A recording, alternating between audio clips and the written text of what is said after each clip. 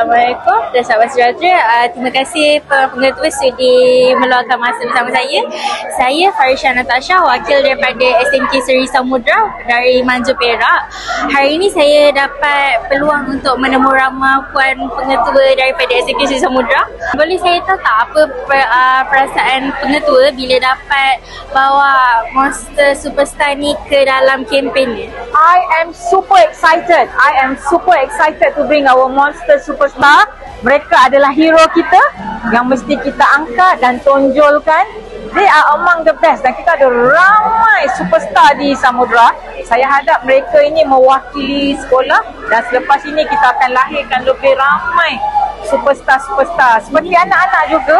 Ya, terima kasih kerana anak berani ke sini nak bawa dan angkat JPN Perak ya dalam segala pameran dan juga aktiviti-aktiviti yang dijalankan di gerakan masa ini. So again, thank you very much. I am very happy. I hope to be here today and tomorrow.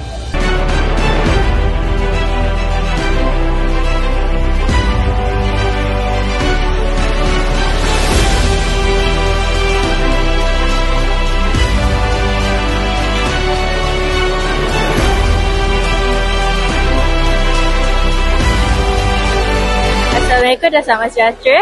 Saya Farisha Natasha daripada wakil Tibet Oasis daripada SMK Seri Samudra Seri Manjung Perak.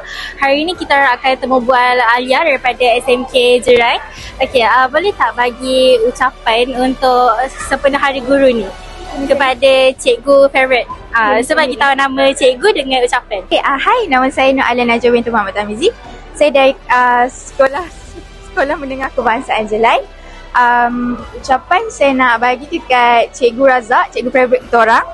Ucapan dia dengan penuh rasa hormat dan penghargaan, kita orang nak ucapkan ribuan terima kasih dekat Cikgu Razak sebab sudi ajar kita orang selama 2 tahun ni. Selamat Hari Guru kepada seluruh warga guru pendidik di SMK Seri Samudra, di negeri Perak dan juga seluruhlah di Malaysia ini.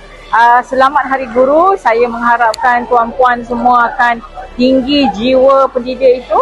Semoga kita semua menjadi warga pendidik yang sentiasa mahu berkongsi ilmu kepada anak-anak didik kita, mutiara-mutiara Samudra. Saya mengucapkan selamat Hari Guru khususnya kepada guru-guru di daerah Manjung yang telah bersungguh-sungguh memastikan bahawa kualiti pendidikan di daerah Manjung bersanding dengan kualiti pendidikan di daerah-daerah lain dan juga negeri lain. Dan saya mendoakan agar semua guru-guru di daerah Manjung dalam keadaan sejahtera dan dapat meneruskan tugas mendidik anak bangsa.